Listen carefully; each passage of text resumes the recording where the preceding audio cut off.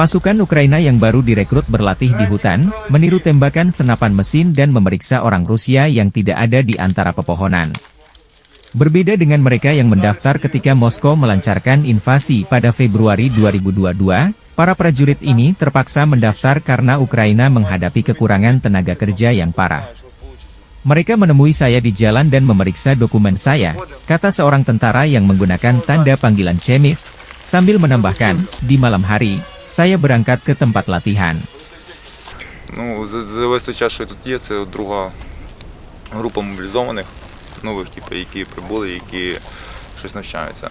Але вони тут плідно тиждень, це взагалі не термін. Скажімо, ми третій рік війни були мобілізовані і не дуже мотивовані, але вони щось стараються, намагаються робити, тим більше вік у людей різний. Ті, що молодші, більш десь смикалісті, в них краще, старших людей гірше, але ми маємо те, що маємо, і будемо намагатися з них зробити найкращих, бо іншого шляху у нас немає. У нас немає такого ресурсу, як в Росії. Наш єдиний варіант – це перевага якості над кількістю. Тому... А нас намагаються людей силою загнати на війну. Як він має воювати? Поясніть, що спочатку там продивляється. І на цей я намагаюся. Я розумію, що там проходять ті діти інші, і кажуть, а чому я маю? Хтось має, це ти робиш для своєї сім'ї, для своєї країни. Ми тут по-любому, виживуть не всі, але всі ми не загинемо. Ми повернемося, і я вважаю, що після перемоги, а Україна однозначно переможе. Не знаю, скільки до часу буде цей. При владі, на посадах, на депутатських кріслах мають знаходитися тільки ті люди, які за цю країну проливали кров. Чесно говоря, мені сказали, що я йду. Йду та йду. Все.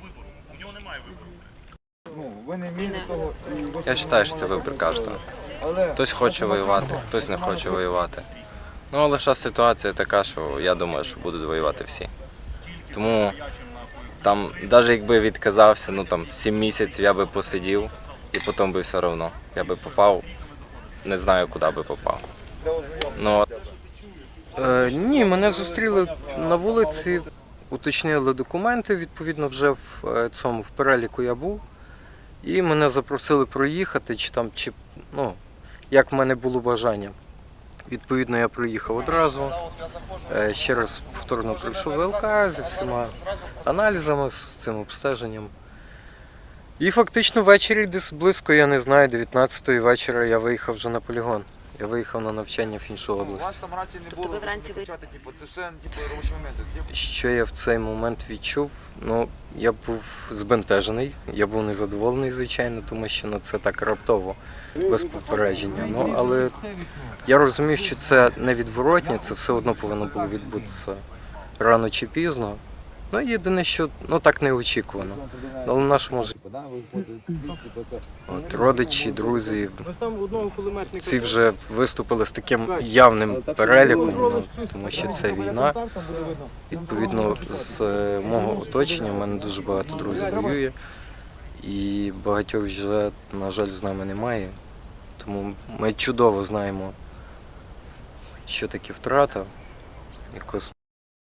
Пояснюю ситуацію, у мене дуже багато є друзів, які повернулися, які були комісовані, і вони, пробувши вдома кілька місяців, знову ж таки збирали речі і їхали назад на війну, їхали в якісь добровольчі батальйони і так далі, тому що ця людина вже не жила звичайним життям, вона жила війною.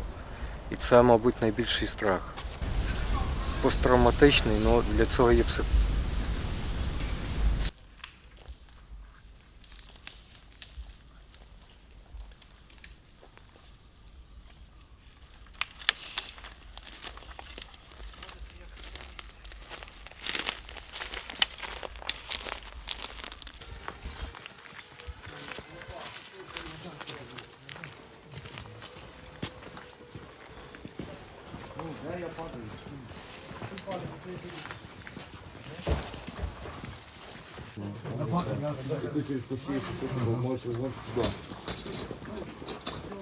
Дивіться, або витягнись назад, або встань хоча б тут на копі, і відстав тут, і нормально контролюй.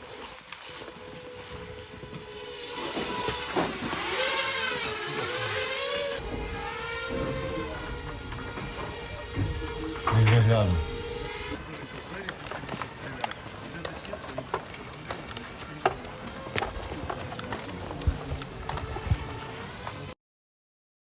Download Tribun X sekarang, menghadirkan lokal menjadi Indonesia.